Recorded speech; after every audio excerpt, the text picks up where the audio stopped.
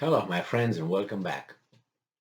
As you probably already know, there is a shortage of wheat on a world scale, on a planetary scale, and a lot of people point fingers at Russia blocking Ukrainian cargo ships full of grain, so they prevent them from leaving the port in the Black Sea and distributing that to the rest of the world. So this is how the story goes. So we are seeing an increase on the price of wheat and other grains due to Russia's blockade of the ports. And also Russia is a producer of grains, but somehow it delivers its grain but doesn't allow Ukraine's grain to be delivered. Well, if that's so, then I have some more information here, and I don't know what these critics would say about this development. And this comes from India. This article comes from the Telegraph from May 14th, 2022, and this is the title. India bans wheat exports to deepen global food crisis. So, in plain English, India will not send wheat outside of its country for on a global market. It's going to keep it within its own country for its own population. I don't know what's going to happen, and I guess Putin told Modi to do that. But let's read what the article says. The Indian government has blocked all exports, all, entirely, 100%, of wheat with immediate effect in a move that could intensify the global shortage, exacerbated by the war in Ukraine. So all the bads, if your wife doesn't love you anymore, if your wife cheats on you, if your daughter fails in school, if the sky, is cloudy, it must be the Russians. I'm not saying there's not the Russians there too, but see, if you take the story from halfway to present, you can say, yeah, Russians invaded Ukraine, and because of that, that's what happened. But then you go to certain things like, what about the sanctions? Oh, there was a result of Russia invading Ukraine.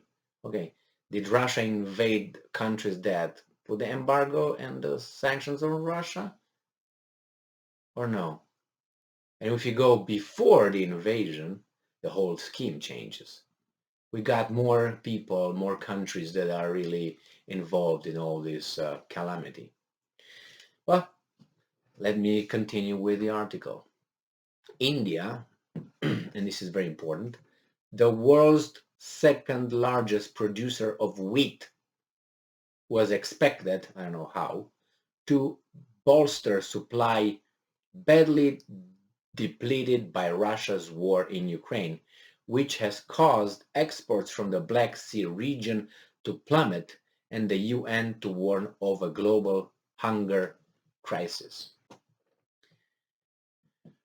So the government said it would still allow exports backed by already issued letters of credit and to those countries that request supplies to meet their food security needs. So the title, India Bans Wheat Exports, Deepen Global Food Crisis. And here we find that actually it still gives some out to some countries, that need security needs. Now, security needs means what? Uh, that's a different story. The ban could drive up global prices, not could, will, I would say, to new peaks and hit poor consumers in Asia and Africa. Prior to the ban, India had aimed to ship a record 10 million tons this year. The ban is shocking. A Mumbai-based dealer with a global trading firm told Reuters. We were expecting curbs on exports after 2 to 3 months, but it seems like the inflation numbers changed the government's mind.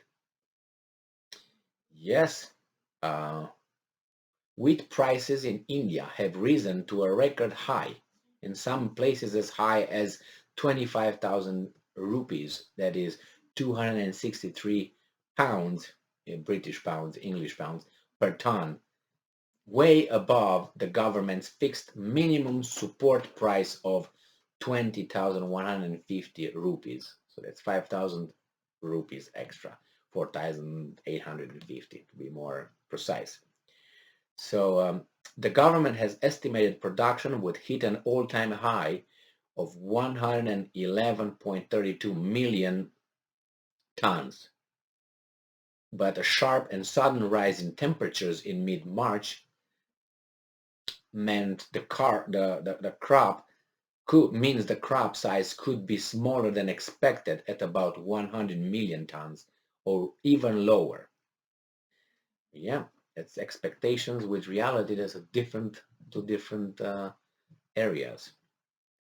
Cashing on a rally in global wheat prices after Russia invaded Ukraine, India exported a record 7 million tons of wheat in a fiscal year to March, up more than 250% from the previous year.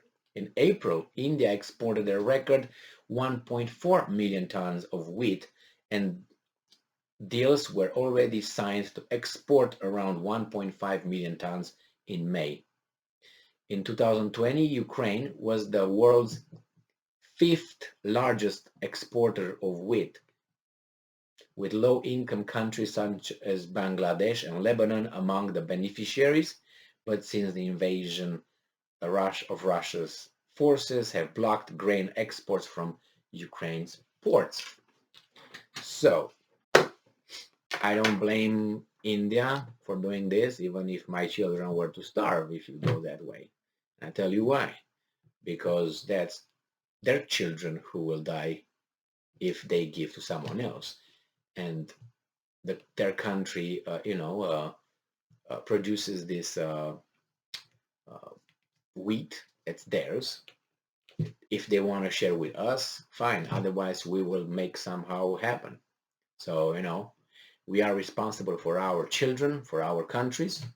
So it's not the Indians' duty to care for my children, or my duty to care for the Indian children. I know it sounds ugly, but ultimately, we have negotiations, we have contracts, we have industry, we have foreign policies, we have armies, we have politicians, we have economy, we have food shortages for surplus.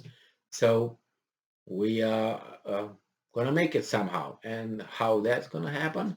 Probably by the end of the conflict in Ukraine, that would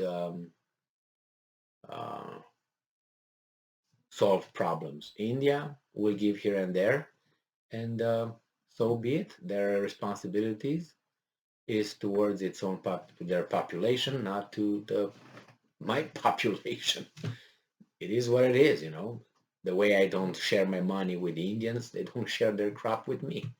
That's clear and nice, I guess, right? Unless it gets to that point when you have extreme situations and military force, you know,